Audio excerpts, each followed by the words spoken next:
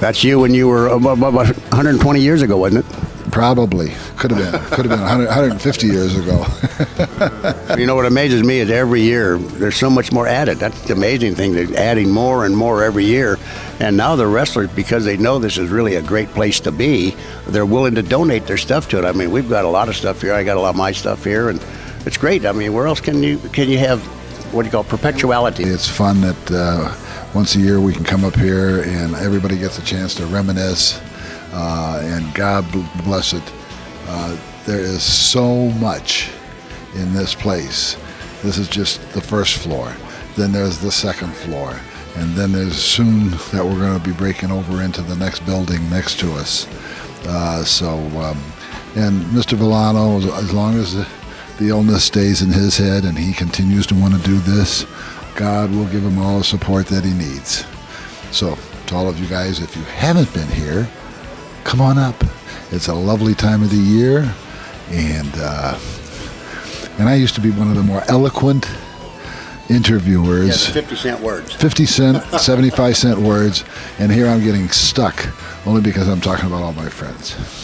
Like Nick says, if you've never come to the Hall of Fame, make it a point to get over here. You will never, ever be sorry you came. When this picture was taken, I was in California, and I wrestled the Legion Stadium in Hollywood, and that's where I won this belt. I've been wrestling 70 years, and I'm the one and only Mae Young, the great Mae Young. and I'm planning on wrestling when I'm 100 because Vince McMahon promised me that I could wrestle his daughter Stephanie and his granddaughter Aurora Rose when I was 100 years old. So I'm planning on being in the ring when I'm 100, and I'm very fortunate that I know people like Vince McMahon and his family because they keep me on the payroll, and I'm 87 years old. And I'm also very fortunate to be in the Professional Wrestling Hall of Fame because Tony Villani has did a fantastic job of making this Hall of Fame for the wrestlers, and I'm very proud to be here. It's a real honor and a class act for everything that I've seen here. What a great place to come and visit and bring the family and reminisce about all the people from way back in the early 1900s all the way through to the present day. And it's a great honor to be here and to be recognized, and I just appreciate everything that has gone on, and again, just the great volunteer that all the hard work that puts something like this together. People will really enjoy themselves if they come. I brought a couple of things up out of my personal collection today to donate to the hall and put it on display or lend to the hall. And there's some pictures from the mid-30s to mid-40s that I donated. I brought up a couple of jumpsuits that I wore pretty regularly out on the road, and just some stuff that I hope people get a chance to enjoy up here at the museum, and hopefully when they have time they'll find a spot for them and get them on the wall or get them up somewhere, and everybody can enjoy them, and I hope they enjoy looking at them half as much as I enjoyed wearing them and being in this business with them. And I want to thank Tony for putting this together. It's overwhelming already, and I haven't looked around yet. How about me? I put you over so many times. Yeah, this is Honest Dick Worley right here behind me, the TV ref of all time. He didn't walk into your interview. He made it. Oh, yeah. I always got to get my face. He hasn't missed a lick, I'll tell you. And he can sing. And to be here to meet all the guys that he used to work with for the last 40, 50 years, it's just amazing. All the stories that are told, the remembering of all the things that happened. It's fantastic. Anybody that doesn't get here to see the Hall of Fame is missing something that's out of this world. It's all on the walls here. He brings back so many memories of that time. Well, it was just the idea that there was just so many things to see, so many things to read. I mean, you could spend at least 3 or 4 days looking around, and you couldn't begin to get into reading everything and finding the history of the wrestling and all the history of all the different wrestlers, and it's just great. It was just great. We're here at the Pro Wrestling Hall of Fame in Amsterdam, New York. The meet and greet going on all around us. The greatest talent in the world comes to the Amsterdam Hall of Fame. Do yourself a favor. If you're a fan of wrestling and you enjoy wrestling's glory days, come on down to Amsterdam, take a look around, and say hello. You're going to be so impressed with the museum and the Hall of Fame. It's a great institution. Support it. Come out to Amsterdam. Have a good time with all of us.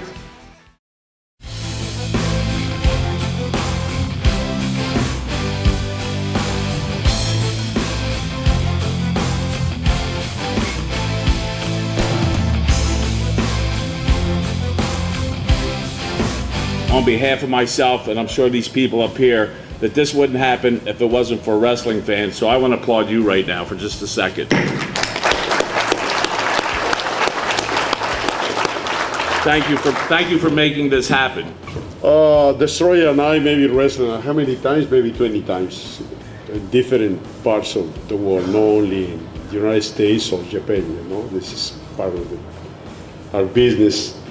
And I have 45 years wrestling, state wrestling. I wrestled last week in Mexico City. I wrestled Friday, Saturday, Sunday, and Tuesday. I'm back Wednesday to Los Angeles to fly, Vegas to fly here. I said thank you very much. Thank you very much for everything. Thank you.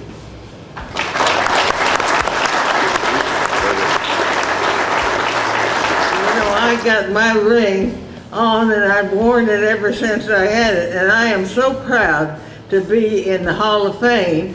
Then I wish that Kay Noble was here to accept that and have the same privilege. Some people here I've had differences with, but I can honestly say they voted me in, which makes me feel like I definitely contributed something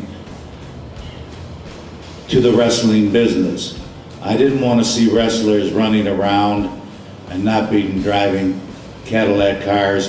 I think I upgraded the business, and every one of them deserved everything they got from me. Either way, I love all of you. I love Tony for giving me this opportunity to be a real Hall of Famer, because this hall here, you're voted in, nobody's putting you in. God bless you, Tony. You've done a great job out here. My wife and I are proud to be part of it, and we'll come back for you anytime you want.